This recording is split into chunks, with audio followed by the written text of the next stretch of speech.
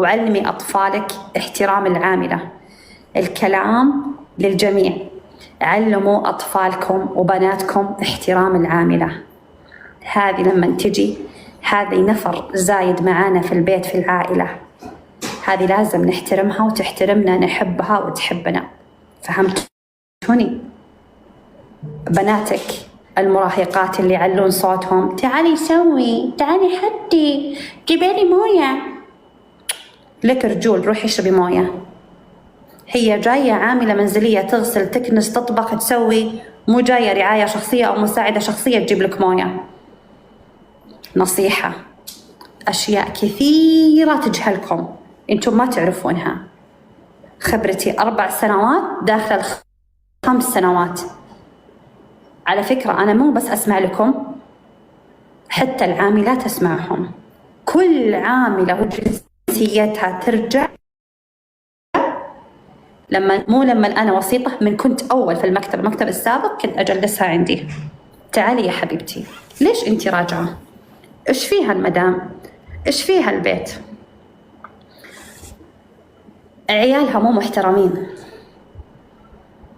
يلا. ولا أبو 3 سنوات 4 سنوات اللي مشوه هذا طول لسانه ما ربته أمه، إذا جت تلبسه كفخة على راسها. معليش يا حبيبتي هذا بيبي. البيبي حقك مو حقها، علميه يحترمها. إذا هذا بيبي خلاص تحملي أنت، ليش تجيبين شغالة؟ ليه تجيبين عاملة؟ بيبي أنت اهتمي فيه بس. في بعض الناس الله يصلحهم والله العظيم ما عندهم للأمانة أطفال، عندهم قرودة بس. فهمتوا؟ بس دققي على أشياء رايحة عن بالك. فكري العاملة 1 و2 و3 و4 ما جلست عندي مناير أنا يكلموني، هل يعقل 4 5 عاملات الغلط فيهم؟ جربت كينيا وفلبين وأثيوبيا وباكستان وأفغانستان، البلا من بيتك ما هو من العاملة. إما إنك سليطة، إما إنك ما تعرفين توصلين الرسالة بأدب واحترام، أو عندك أطفال يتمادون بالألفاظ أو يمدون إيديهم. أرجع أقول أطفالك أنت مو أطفالها هي، لأنهم إذا هم محترمين بتحبهم. هي تركت عيالها في أثيوبيا، تركت أخوانها في أثيوبيا، تركت عيالها في كينيا في فلبين أيا كان. عشان إيش؟ عشان لقمة العيش، مو عشان عيالك يربونها ويصفقونها وتقولين بيبي. مو بيبي، أنا بالنسبة لي مو بيبي. عودوهم على الاحترام، عودوهم على الأدب. يمكن أنت ربة البيت يجهلك يا حليلة صغير، مو صغير، عيب، راتبها في وقتها.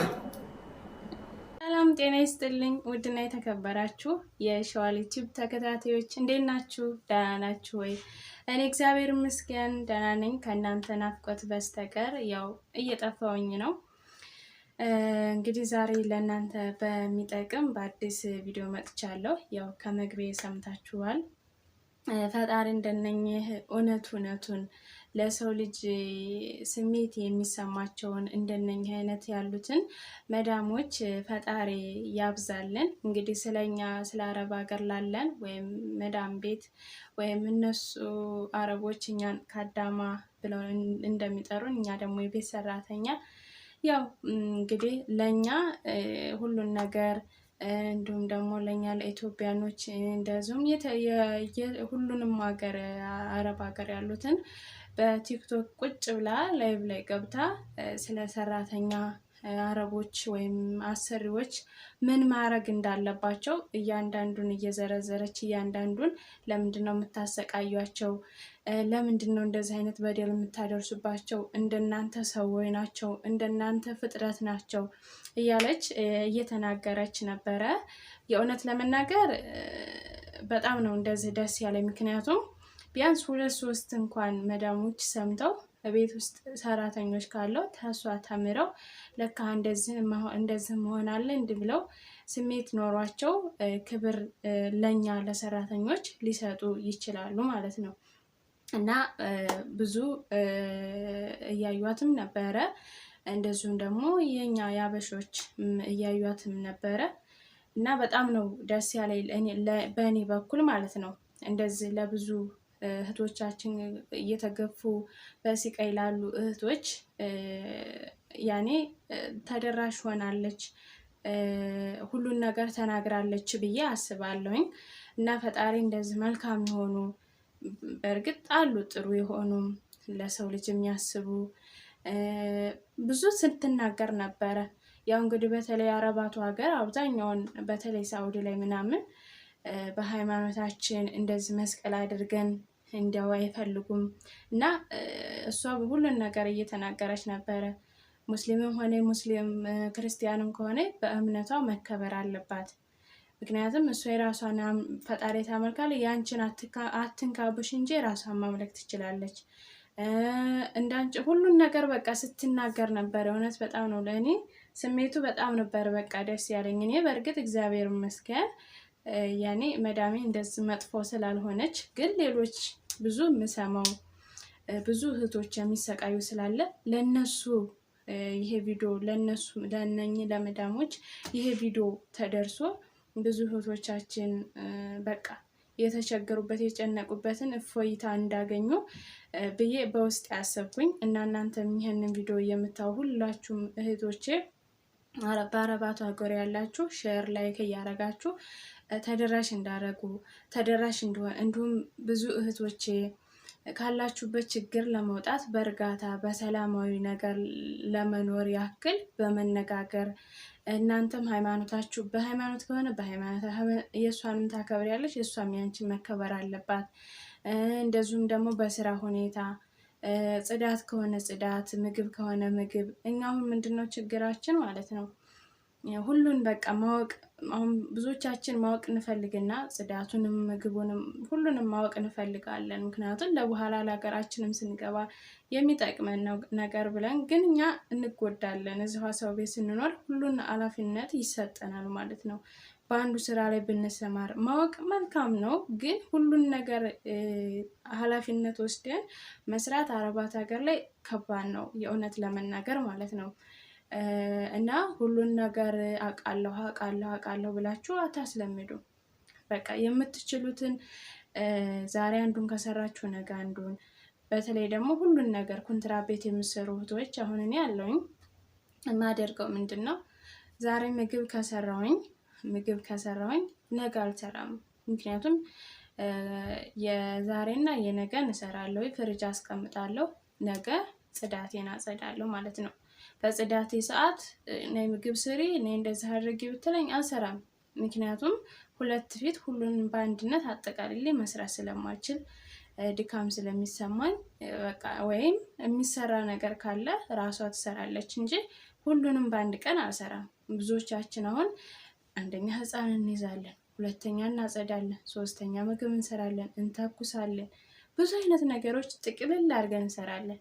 ያ ምንድን ነው እኛ ኃላፊነቱን ወስደን ሁሉን ነገር ስለምንሰራ፣ በተለይ ወጣቶች የሆኑ አረቦች ቤት የምትሰሩ በጣም ነው ስራ ኃላፊነት የሚወስድ ስራ የሚከብዳችሁ። ወይም ትልልቅ አዛውንቶች እንደዚህ ማለት አዛውንቶች ስላችሁ መካከለኛ 50-60 ዓመት እናቶች ቤት እንደዛ ስትሰሩ አሁን ያግዟችኋል እንጂ አይተዋችሁም። ግን ወጣት ሆኑበት ቤት ስትሰሩ ሁሉን ኃላፊ ላይ ሰራተኛ ላይ ነው የሚወረውሩት።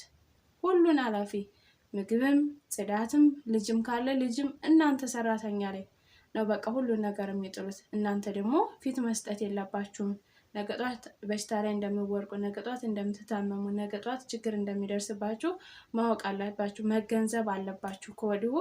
እኔ ልጅ ከሆነ ልጅ፣ ምግብ ከሆነ ምግብ፣ ጽዳት ከሆነ ጽዳት ነው እንጂ ሁሉን ነገር ኃላፊነት ወስዳችሁ ወይም ሁለት ሰራተኛ ማድረግ አለባቸው ወይም በአንዱ ስራ ማቆም አለባቸው እንጂ እነሱም ጥቅልል አድርገው ሰጥተዋችሁ እናንተ ወይ የሚከፈላችሁ ትንሽ ገንዘብ ሊሆን ይችላል ወይ አሁን የሆነ ልጅ አለችን የማውቃት ማለት ነው እዚህ ሰዎች ዘመድ ቤት የምትሰራ እና ሰውየው የልብ በሽተኛ ነው እና ኦክሲጅን 24 ሰዓት ተደርጎለት ነው እንትን የሚለው ቤቱ። በዛው ላይ 3 ፎቅ ነው ማለት ነው።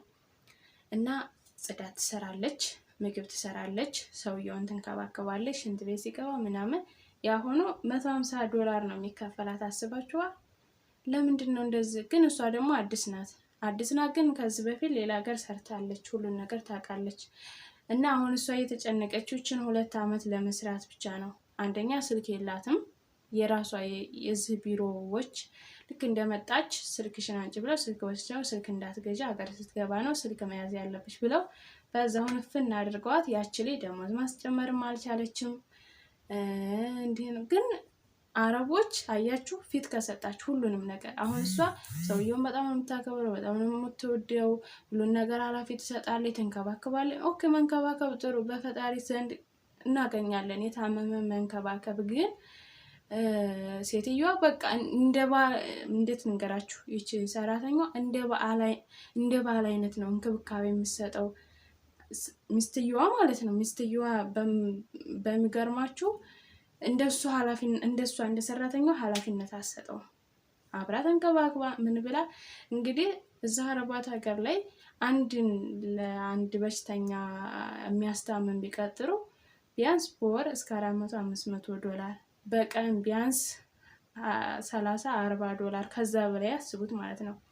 እኛ ቢታሰብልን 200 ግን ይሄን ሁሉ እየሰራች 200 ላድርግልሽ የቲፕ እንኳን አሰጣትም እውነት ለመናገር ማለት ነው። አያችሁ እና ራሳችንን መጠበቅ አለብን። ራሳችንን ማስጠበቅ ያለብን ራሳችንን ማለት ነው። እና የዛሬ ቪዲዮ እንደምትማሩበት ትምህርት እንደምትወስዱበት ተስፋ አደርጋለሁ። በአዲስ ቪዲዮ እስከምንገናኝ መልካም ጊዜ። ባይ ባይ።